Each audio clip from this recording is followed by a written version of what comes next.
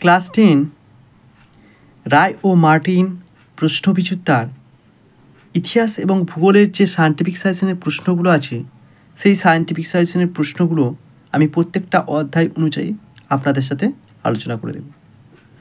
তো ইতিহাসের প্রথম, দ্বিতীয়, তৃতীয়, চতুর্থ চ্যাপ্টার বা অধ্যায় প্রশ্নগুলো উত্তরগুলো দেওয়া আছে। তো আজকে আমি আলোচনা করতে চলেছি ভূগোলের।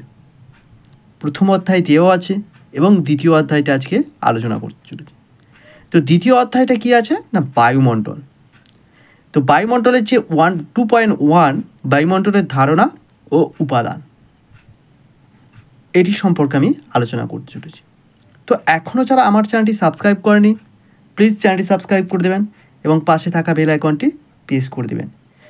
ভিডিও আপলোড করা মাত্রই আপনাদের কাছে নোটিফিকেশানটি পৌঁছে যায় এবং খুব সহজেই আপনারা নোটিফিকেশানটা দেখে নিতে পারেন এবং এই প্রশ্নগুলো থেকে আপনাদের পরীক্ষায় খুবই উপকৃত হবে। অধিকাংশ প্রশ্ন এখান থেকে পড়ে।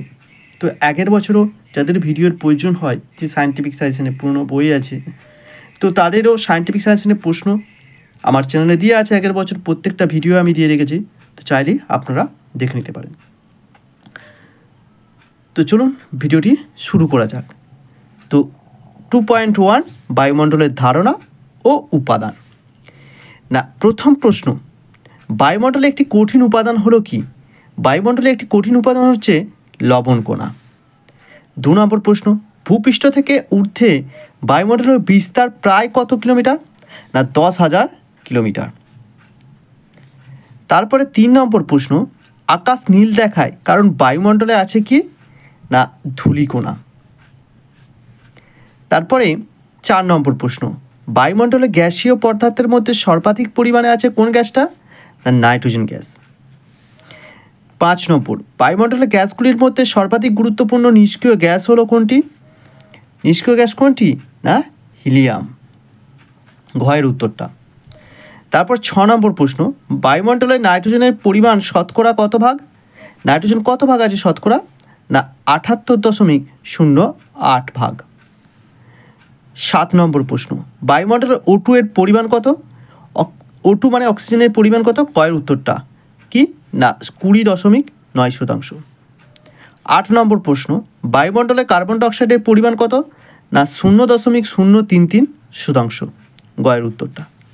9 নম্বর প্রশ্ন, বায়ুতে ভাসমান কঠিন ও তরল বস্তুকণাকে বলা হয় কি? না, SPM। ঠিক আছে। তো এরপরে আছে অতি সংক্ষিপ্ত উত্তরাধর্মী প্রশ্ন। এই অতি সংক্ষিপ্ত উত্তরাধর্মী প্রশ্নের উত্তরগুলো আমি একটা খাতার মধ্যে লিখে রেখেছি। তো আপনাদেরকে দেখাবো প্রশ্নের উত্তরগুলো এবং আমি প্রশ্নগুলো বলে দেব। তো এখনও যারা আমার চ্যানেলটি সাবস্ক্রাইব করেনি, প্লিজ চ্যানেলটি সাবস্ক্রাইব করে নেবেন এবং পাশে থাকা বেল আইকনটি প্রেস করে দেবেন। ভিডিওগুলো যদি ভালো লেগে থাকে প্লিজ লাইক এবং বন্ধুদের সাথে শেয়ার করবেন এবং কমেন্ট করে জানাবেন কেমন লাগলো আপনাদের। তো প্রথম প্রশ্নটি, শূন্যস্থান পূরণের প্রথম প্রশ্নটি কি আছে? না, অতি সংক্ষিপ্ত শূন্যস্থান পূরণ করো। এর প্রথম প্রশ্নটি হচ্ছে, বাতাসে ভাসমান অণুবীক্ষণ ধূলিকণাকে বলে কি? না, অ্যারোসল বলা হয়। 2 নম্বর প্রশ্ন আছে, বাষ্পমোচনের দ্বারা ড্যাশ বায়ুতে মেশে? জলীয় বাষ্প। 3 নম্বর, আকাশের আসল রং কি? আকাশের আসল রং হচ্ছে কালো। 4 নম্বর প্রশ্ন কি আছে? 4 নম্বর প্রশ্ন আছে, বায়ুমণ্ডলের সবচেয়ে হালকা গ্যাসটি কি? না, হাইড্রোজেন। ভিডিওগুলো ভালো লাগলে প্লিজ চ্যানেলটি সাবস্ক্রাইব করে দেবেন এবং পাশে থাকা বেল আইকনটি প্রেস করে দেবেন। ভিডিও আপলোড করা মাত্রই আপনাদের কাছে যেন পৌঁছে যায় নোটিফিকেশানটি। তো খুব তাড়াতাড়ি আপনারা ভিডিওগুলো দেখতে পারেন।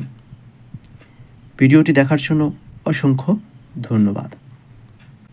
দেখা হচ্ছে পরের ভিডিওতে।